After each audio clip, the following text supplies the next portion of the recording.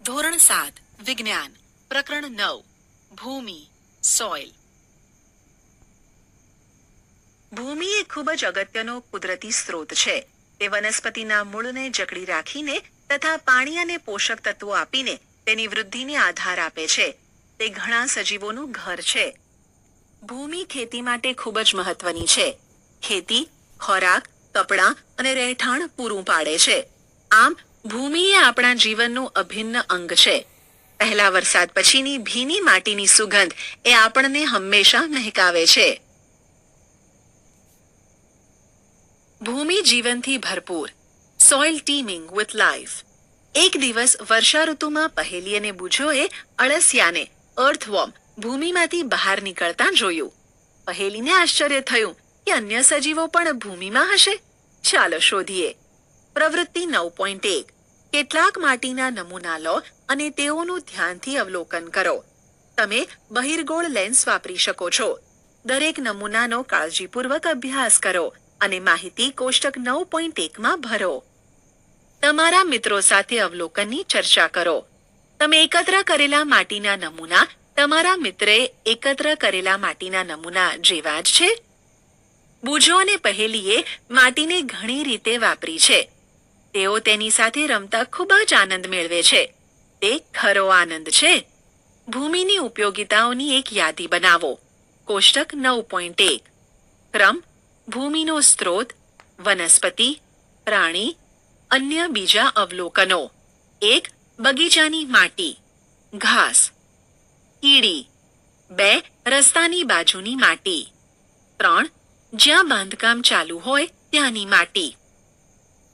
મને આશ્ચર્ય થયું કે મારા રોડ અને બગીચામાંથી એકત્ર કરેલ ભૂમિના નમૂનામાં પ્લાસ્ટિકના ટુકડા અને પોલિથીનની કોથળીઓ શા માટે જોવા મળી?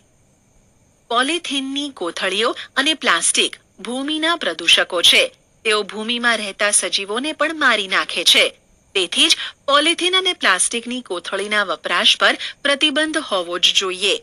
અન્ય પદાર્થો જે ભૂમિને પ્રદૂષિત કરે છે તે કચરો, રસાયણ અને જંતુનાશકો છે. કચરા અને રસાયણો પર પ્રક્રિયા કર્યા પછી તેને ભૂમિમાં મુક્ત કરવા જોઈએ. જંતુનાશકોનો ઉપયોગ ઓછામાં ઓછો થવો જોઈએ. મારે જાણવું છે કે ખેતરની માટીનો રમકડા બનાવવા માટે ઉપયોગ થઈ શકે કે કેમ? ભૂમિની રૂપરેખા. Soil profile. ભૂમિ વિવિધ સ્તરો ધરાવે છે.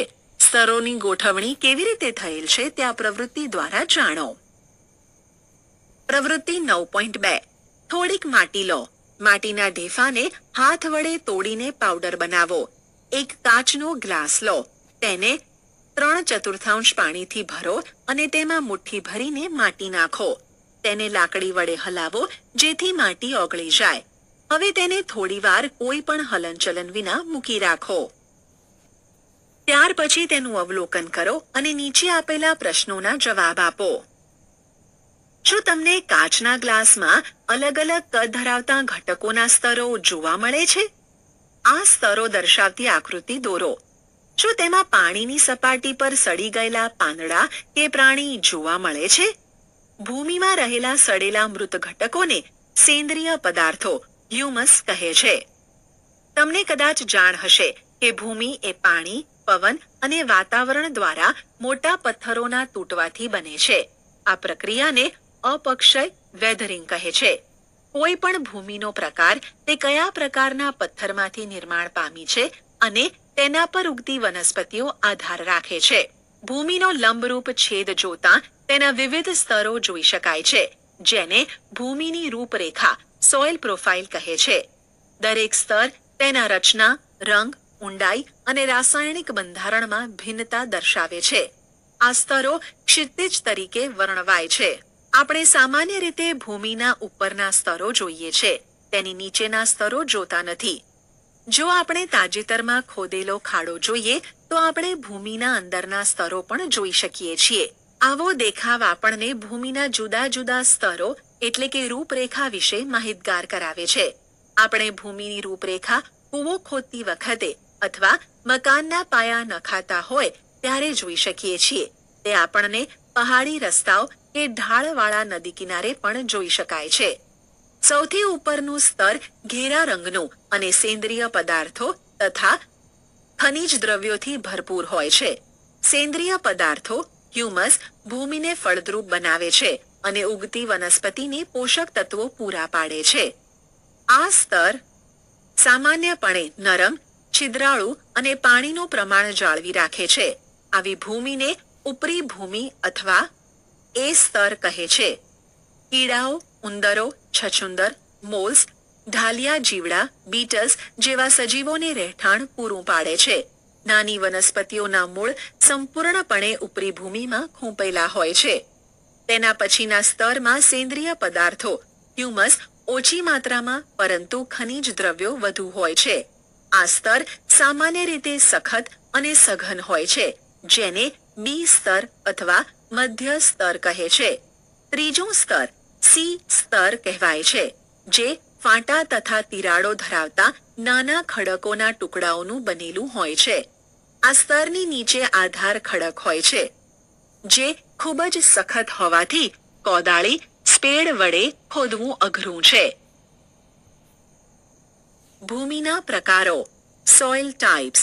તમે જાણો છો કે પથ્થરોનો અપક્ષય એ નાના ઘટકો અને વિવિધ પદાર્થોનું નિર્માણ કરે છે, જેમાં રેતી અને ઝીણી માટીનો સમાવેશ થાય છે. રેતી અને ઝીણી માટીની માત્રા તેઓ કયા પથ્થરમાંથી ઉત્પન્ન થયા છે તેના પર આધારિત છે, જેને પિતૃ પથ્થર કહે છે. પથ્થરના ઘટકો અને સેન્દ્રિય પદાર્થોના મિશ્રણને ભૂમિ કહે છે. વિવિધ સજીવો જેવા કે બેક્ટેરિયા, વનસ્પતિના મૂળ અને અળસિયા ભૂમિનો મહત્વનો ભાગ છે. ભૂમિનું વર્ગીકરણ તેમાં રહેલા વિવિધ કણોની માત્રાને આધારે થાય છે. જો ભૂમિમાં વિશાળ માત્રામાં મોટા કણો રહેલા હોય તો તેને રેતાળ ભૂમિ સેન્ડી સોઇલ કહે છે. જો ભૂમિમાં ઝીણા કણો પ્રમાણમાં વધારે હોય તો તેને ચીકણી ભૂમિ ક્લેઈ સોઇલ કહે છે. જો ભૂમિમાં મોટા તેમજ ઝીણા કણો એક સાથે રહેલા હોય તો તેને ગોરાડુ ભૂમિ લોમી સોઇલ કહે છે. આમ ભૂમિ રેતાળ, ચીકણી અથવા ગોરાડુ છિદ્રાળુ પ્રકારની હોય છે. ભૂમિમાં રહેલા કણોનું કદ એ ભૂમિની ગુણવત્તા પર ખૂબ જ ઘેરી અસર કરે છે. રેતીના કણો ખૂબ જ મોટા હોય છે. તેઓ એકબીજા સાથે ગાઢ રીતે જોડાયેલા હોતા નથી, તેથી તેમની વચ્ચે ખૂબ જ અવકાશ જોવા મળે છે. આ અવકાશમાં હવા ભરાય છે. આપણે કહીએ છીએ કે રેતી એ વાયુ મિશ્રિત હોય છે. પાણી ખૂબ જ સરળતાથી રેતીના કણો વચ્ચેથી નીચે આવે છે. આથી રેતાળ ભૂમિ હલકી, છિદ્રાળુ અને સૂકી હોય છે. ચીકણી ભૂમિમાં માટીના કણો ખૂબ જ નાના, એકબીજાથી ચુસ્ત જોડાયેલા અને હવા માટે ખૂબ જ ઓછો અવકાશ છોડે છે. રેતાળ ભૂમિથી વિપરીત ચીકણી માટીના કણોની વચ્ચેની નાની જગ્યામાં પાણી રોકાઈ રહે છે. તેથી ચીકણી માટીમાં ખૂબ જ ઓછી હવા હોય છે, પરંતુ તેઓ વજનમાં ભારે હોય છે, કારણ કે તેઓ રેતાળ ભૂમિ કરતાં વધુ પ્રમાણમાં પાણી રોકી રાખે છે. વનસ્પતિની વૃદ્ધિ માટે ગોરાડુ ભૂમિ એ સૌથી શ્રેષ્ઠ છે. ગોરાડુ લોમી ભૂમિ એ રેતી, માટી અને અન્ય પ્રકારના ભૂમિના કણની બનેલી હોય છે, જેને કાંપ સિલ્ટ કહે છે.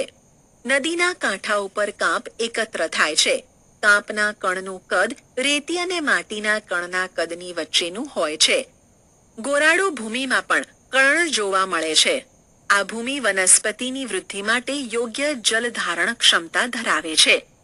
મારે જાણવું છે કે ભૂમિનો કયો પ્રકાર માટલા અને સુરાહી બનાવવા માટે વપરાય છે. પ્રવૃત્તિ 9.3 માટીવાળી, ગોરાડુ અને રેતાળ ભૂમિના નમૂના એકઠા કરો. આ નમૂનામાંથી એકાદ પ્રકારની ભૂમિ મુઠ્ઠી ભરીને લો. તેમાંથી પથ્થર, કાંકરા કે ઘાસ વગેરે દૂર કરો. હવે તેમાં ટીપું ટીપું પાણી નાખીને ગુંદો. એટલા પ્રમાણમાં પાણી નાખો કે જેથી માટીનો દડો બનાવી શકાય, પણ તેની સાથે તે ચીકણો ન હોવો જોઈએ. ભૂમિમાંથી દડો બનાવવાનો પ્રયત્ન કરો. સીધી સપાટી પર દડાને નળાકારની જેમ વણો. આ નળાકારમાંથી એક રિંગ જેવી રચના બનાવો. બીજા નમૂનાઓ વડે આ પ્રવૃત્તિનું પુનરાવર્તન કરો. શું માટીના નમૂનાના આકાર પરથી તેનો પ્રકાર જાણી શકાય છે? શું તમે જણાવી શકશો કે કયા પ્રકારની માટી કુંડા, રમકડા કે મૂર્તિ, સ્ટેચ્યુઝ બનાવવામાં કામ આવી શકે? પ્રવૃત્તિ 9.3 માટીવાળી, ગોરાડું અને રેતાળ ભૂમિના નમૂના એકઠા કરો. આ નમૂનામાંથી એકાદ પ્રકારની ભૂમિ મુઠ્ઠી ભરીને લો. તેમાંથી પથ્થર, કાંકરા કે ઘાસ વગેરે દૂર કરો. હવે તેમાં ટીપું ટીપું પાણી નાખીને ગુંદો. એટલા પ્રમાણમાં પાણી નાખો કે જેથી માટીનો દડો બનાવી શકાય, પણ તેની સાથે તે ચીકણો ન હોવો જોઈએ. ભૂમિમાંથી દડો બનાવવાનો પ્રયત્ન કરો. સીધી સપાટી પર દડાને નળાકારની જેમ વણો. આ નળાકારમાંથી એક રિંગ જેવી રચના બનાવો. બીજા નમૂનાઓ વડે આ પ્રવૃત્તિનું પુનરાવર્તન કરો. શું માટીના નમૂનાના આકાર પરથી તેનો પ્રકાર જાણી શકાય છે? શું તમે જણાવી શકશો કે કયા પ્રકારની માટી કુંડા, રમકડા કે મૂર્તિ, સ્ટેચ્યુઝ બનાવવામાં કામ આવી શકે? ભૂમિના ગુણધર્મો, પ્રોપર્ટીઝ ઓફ સોઇલ. તમે ભૂમિની ઉપયોગિતાની કેટલીક યાદી બનાવેલી છે. ચાલો ભૂમિની કેટલીક લાક્ષણિકતાઓ શોધવા માટે પ્રવૃત્તિ કરીએ. ભૂમિમાં પાણીનો અંતઃસ્રવણ ઝરણ દર, percolation rate of water in soil. બૂજો અને પહેલીએ ઘરના ભોંયતળિયે અને કાચા રોડ પર 50 સેન્ટીમીટર બાય 50 સેન્ટીમીટરના 2 જુદા ચોરસ બનાવ્યા. તેમણે એક સરખા કદની 2 બોટલો ભરી. તેમણે બંને જગ્યાઓ ચોરસ પર એક સરખા સમયે બોટલો ઠાલવી. તેમણે જોયું કે ઘરના તળિયા પર પાણી વહી ગયું અને શોષણ ન પામ્યું. બીજી તરફ કાચા રસ્તા પર પાણી શોષણ પામ્યું. ચાલો આ સમજવા માટે આપણે એક પ્રવૃત્તિ કરીએ. બૂજોને આશ્ચર્ય થયું કે પાણીના શોષણ માટે દરેક ચોરસમાં તફાવત કેમ જોવા મળે છે. પ્રવૃત્તિ 9.4 આ પ્રવૃત્તિ માટે 3 ટીમ બનાવો. ટીમને A, B અને C નામ આપો. તમે ભૂમિમાંથી પાણી કેટલી ઝડપથી નીચે જાય છે તે જાણી શકશો. તમારે એક પોલી નળાકાર પાઇપની જરૂર પડશે. એટલી ખાતરી કરજો કે દરેક ટીમ પાસે સરખા વ્યાસવાળી નળી હોય. આવી પાઇપ મેળવવા માટેના સૂચનો નીચે આપેલ છે. 1. જો શક્ય હોય તો એક નાનું ટીન કેન લો અને તેનું તળિયું કાપો. 2. જો PVC આશરે 5 સેન્ટીમીટર વ્યાસવાળી નળી હોય તો તેને 20 સેન્ટીમીટર લાંબા ટુકડામાં કાપો અને વાપરો.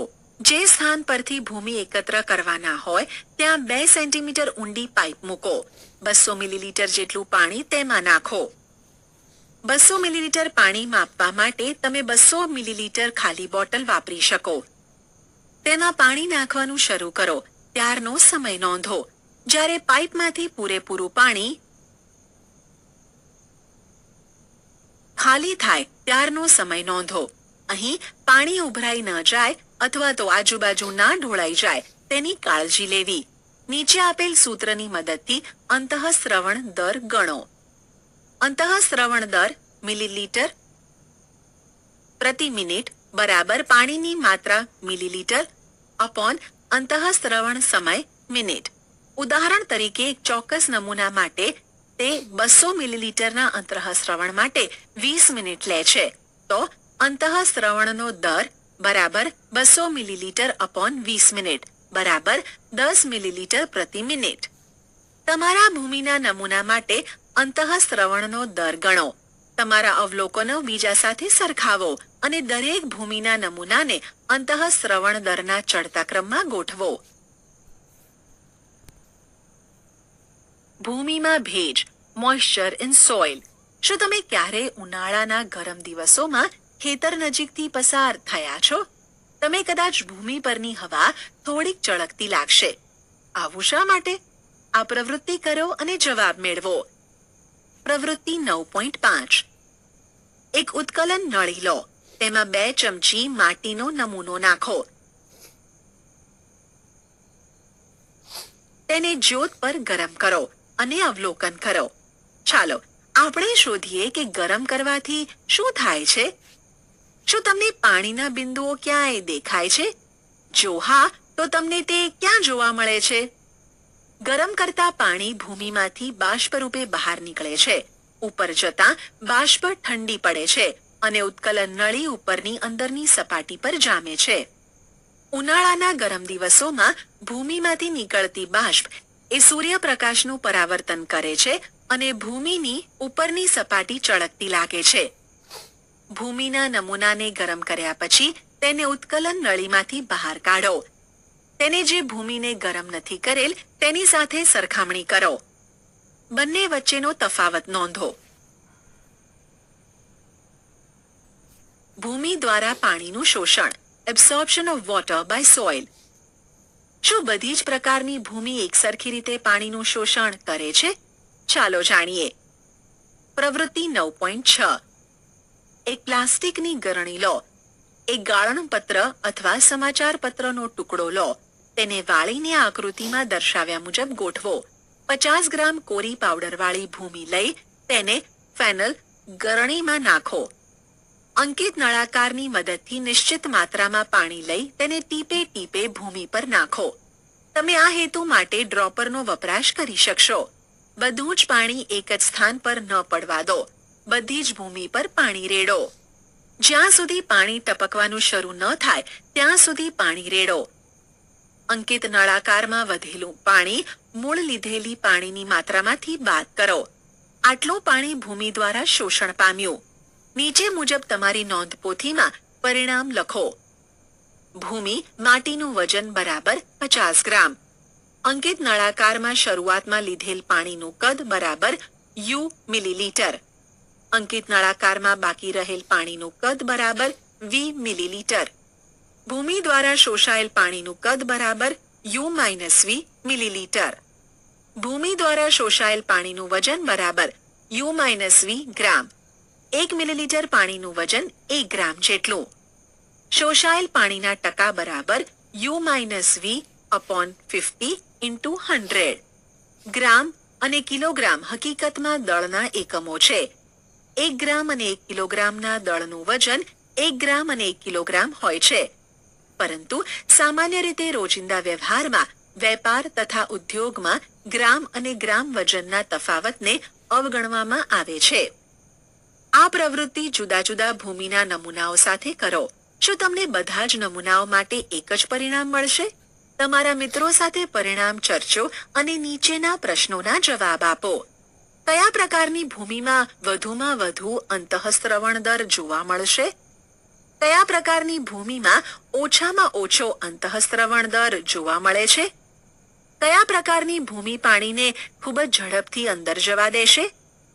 કયા પ્રકારની ભૂમિ વધુમાં વધુ માત્રામાં પાણીનું શોષણ કરે છે અને કઈ ભૂમિ ઓછામાં ઓછું શોષણ કરે છે? શું તમે એવી કોઈ પદ્ધતિનું સૂચન કરી શકો કે જે વધુ પાણીનું અંતઃસ્રવણ કરે અને ભૂગર્ભ જળ સુધી પહોંચાડે? બુજોએ તેના પાડોશી તરફથી સાંભળ્યું હતું કે વરસાદના 8-10 દિવસ પછી તળાવ અને કૂવામાં પાણીનું સ્તર વધે છે.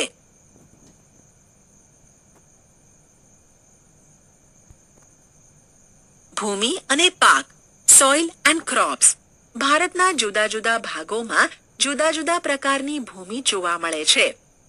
કેટલાક ભાગમાં ચીકણી માટીવાળી ભૂમિ, કેટલાક ભાગમાં ગોરાડુ ભૂમિ, જ્યારે કેટલાક ભાગમાં રેતાળ ભૂમિ છે. ભૂમિ પર પવન, વરસાદ, તાપમાન, પ્રકાશ અને ભેજની અસર જોવા મળે છે. આ કેટલાક મહત્વના પર્યાવરણીય પરિબળો છે જે ભૂમિના ગુણધર્મો અને બંધારણમાં ફેરફારો લાવે છે. પર્યાવરણીય પરિબળો અને સાથે સાથે ભૂમિના ઘટકો તે પ્રદેશની વનસ્પતિઓ અને પાક ઉગશે તે નક્કી કરે છે. ચીકણી અને ગોરાડુ બંને પ્રકારની ભૂમિ એ ઘઉં અને ચણા જેવા ધાન્યો માટે યોગ્ય છે. આ પ્રકારની ભૂમિ પાણીને જકડી રાખે છે. ચોખા જેવા પાક માટે ભૂમિ ચીકણી અથવા કાર્બનિક પદાર્થો અને ઊંચી જલધારક ક્ષમતાવાળી હોવી જોઈએ. મસૂર અને અન્ય કઠોળ માટે ગોરાડુ ભૂમિ જેમાં સરળતાથી અંતઃસ્રવણ થાય તે જરૂરી છે.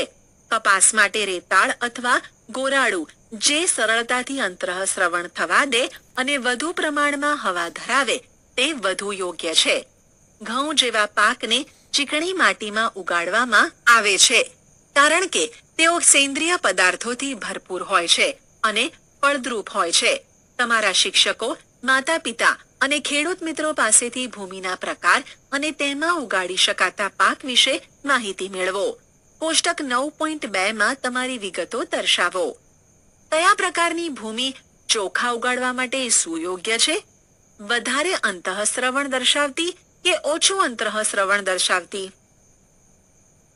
કોષ્ટક 9.2 ક્રમ ભૂમિનો પ્રકાર જોવા મળતા પાક 1 ચીકણી માટી ઘઉં.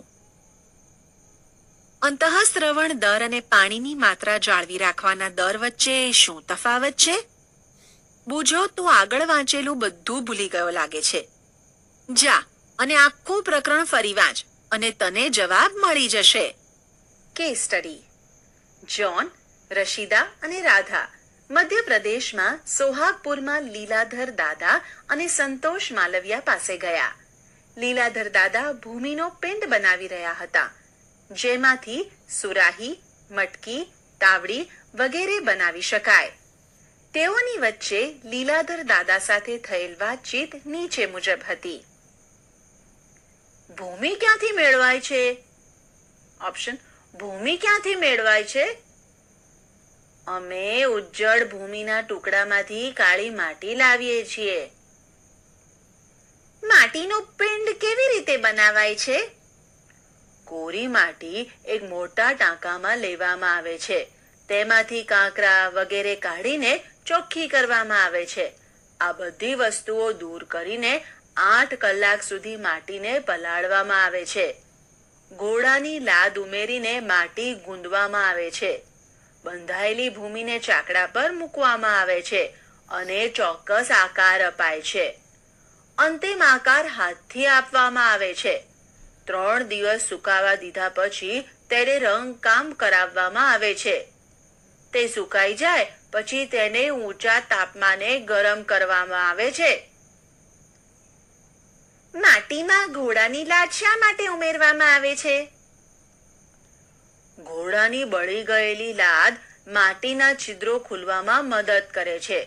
તેથી પાણી માટલી કે સુરાહીમાંથી અનુસ્રવિત થઈને બાષ્પમાં રૂપાંતરિત થાય છે અને અંદરના પાણીને ઠંડુ કરે છે. તમને સોહાગપુરની સુરાહી અને માટલા વિશે માહિતી હશે જ, જે જબલપુર, નાગપુર અને અલ્હાબાદમાં પ્રખ્યાત છે. ભૂમિનું ધોવાણ, સોઇલ ઇરોઝન. ભૂમિની સપાટીનું પાણી, પવન કે બરફ દ્વારા દૂર થવાની પ્રક્રિયાને ધોવાણ કહે છે. વનસ્પતિના મૂળ ભૂમિને નિશ્ચિત રીતે બાંધે છે. વનસ્પતિની ગેરહાજરીમાં ભૂમિ ઢીલી પડે છે, જેથી તે સરળતાથી પવન, વિન્ડ અને વહેતા પાણી દ્વારા ચલિત થાય છે. જે વિસ્તારોમાં ભૂમિ પર વૃક્ષો ઓછા પ્રમાણમાં હોય અથવા હોય જ નહીં, ત્યાં ગંભીર ધોવાણ જોવા મળે છે, જેવા કે રણ અને ઉજ્જડ ભૂમિ. આથી વૃક્ષો કપાતા અને વન કટાઈ અટકાવવી જોઈએ અને લીલા વિસ્તારોનો વધારો કરવા માટેના પ્રયાસો થવા જોઈએ. પારિભાષિક શબ્દો: ચીકણી માટી, ક્લેઈ, સેન્દ્રિય પદાર્થ, હ્યુમસ. ગોરાડું, છિદ્રાળુ, લોમી. અંતઃસ્રવણ, પર્કોલેશન. ભેજ, મોઇશ્ચર. રેતાળ, સેન્ડી. જલધારકતા, વોટર રિટેન્શન.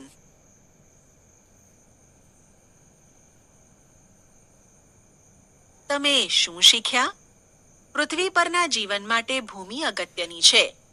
ભૂમિની રૂપરેખા તેના લંબછેદમાં જોઈ શકાય છે. જુદા જુદા સ્તરને ક્ષિતિજ કહેવાય છે. ભૂમિ જુદા જુદા પ્રકારની હોય છે: ચીકણી, ગોરાડુ અને રેતાળ. અંતઃસ્રવણ દર દરેક ભૂમિમાં જુદો જુદો હોય છે. તે રેતાળ ભૂમિમાં સૌથી વધુ હોય છે અને ચીકણી માટીમાં સૌથી ઓછો હોય છે. જુદા જુદા પાક ઉગાડવા માટે જુદી જુદી ભૂમિની જરૂરિયાત હોય છે. ઘઉં, ચણા અને ચોખા ઉગાડવા માટે ચીકણી અને છિદ્રાળુ માટીની જરૂરિયાત રહે છે. રેતાળ છિદ્રાળુ ભૂમિમાં કપાસ ઉગાડી શકાય છે. ભૂમિ પાણીને જકડી રાખે છે, જે જલ ધારણ શક્તિ કહેવાય છે. વિવિધ પાકો માટે ભૂમિની જલધારણ શક્તિ ખૂબ જ મહત્વની છે.